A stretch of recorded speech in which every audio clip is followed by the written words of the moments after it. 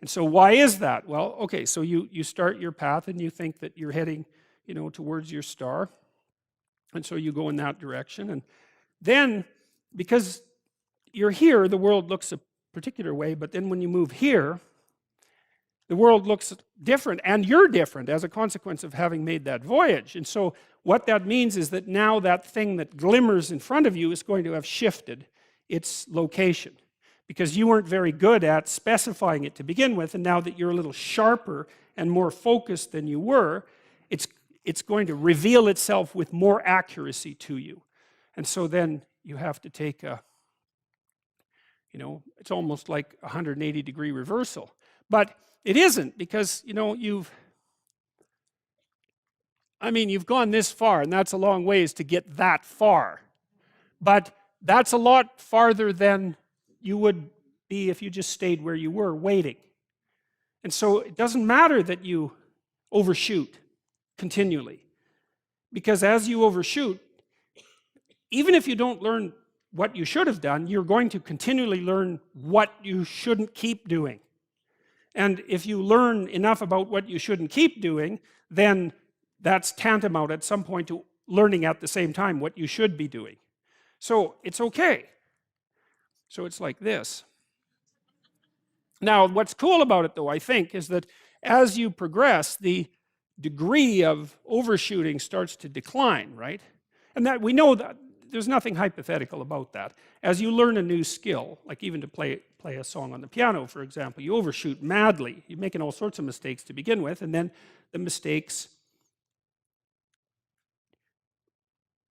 they disappear. There's a great TED talk, I think it was, about this guy set up a really advanced computational recording system in his home and recorded every single utterance his young child made while learning to speak. And then he put together the child's attempts to say certain phonemes and put them in a list, and you can hear the child deviating madly to begin with, and then after hundreds and hundreds of repetitions just zeroing right in on the exact phoneme.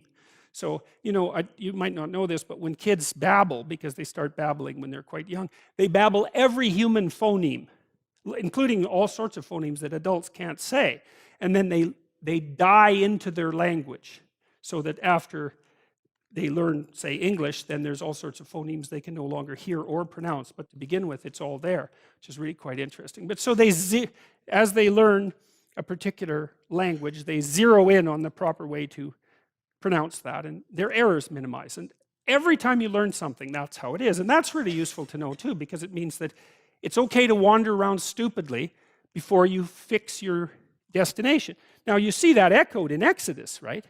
Because what happens is that the Egyptians, or the Hebrews, escape a tyranny, which is kind of whatever you do personally and psychologically when you escape from your previous set of stupidly held and ignorant and stubborn axioms. It's like, away from that tyranny. It's like, great, I freed myself from that.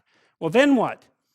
Well, you think, well, now I'm on the way. It's, no, you're not. Now you're in the desert, where you wander around stupidly, and worship the wrong things until you finally organize yourself morally again and head in the proper direction. So that's worth knowing, too, because you think, well, I got rid of a lot of things, baggage, excess baggage that I didn't need in my life, and now everything's okay. It's like, no, it's not. You've got rid of a whole set of scaffolds that were keeping you in place, even though they were pathological. And now you have nothing, and nothing actually turns out to be better than something pathological, but you're still stuck with the problem of nothing.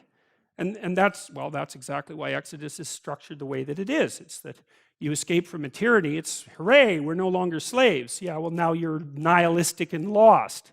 It's not necessarily an improvement.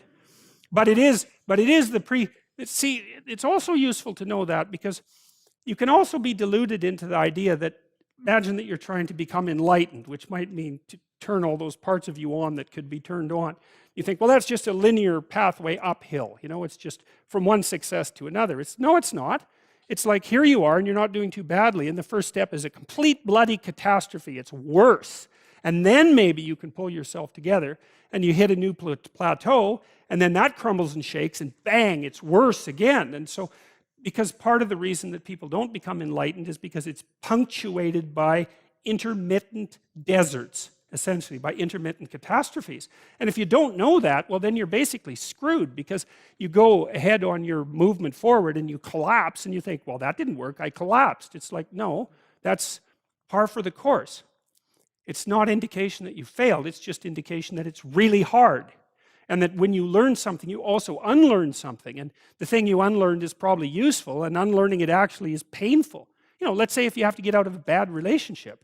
It's like there isn't any relationship that's 100% bad. And so when you jump out of it, well, maybe you're in better shape, but you're still lonesome and disoriented, and you don't know what your past was, and you don't know what your present is, and you don't know what your future is. That's why people stay with the devil they know instead of, you know, looking for the devil they don't know. So anyways, the fact that you're full of faults doesn't mean you have to stop. And thank God for that. That's a really useful thing. And the fact that you're full of faults doesn't mean that you can't learn. And so you can posit an ideal, and you're going to be wrong about it, but it doesn't matter, because what you're right about is positing the ideal and moving towards it. If the actual ideal isn't conceptualized perfectly, well, first, surprise, surprise, because like, what are you going to do that's perfect? So it doesn't matter that it's imperfect. It just matters that you do it and that you move forward. So that's really positive news as far as I'm concerned, because you can actually do that, right? You can do it badly.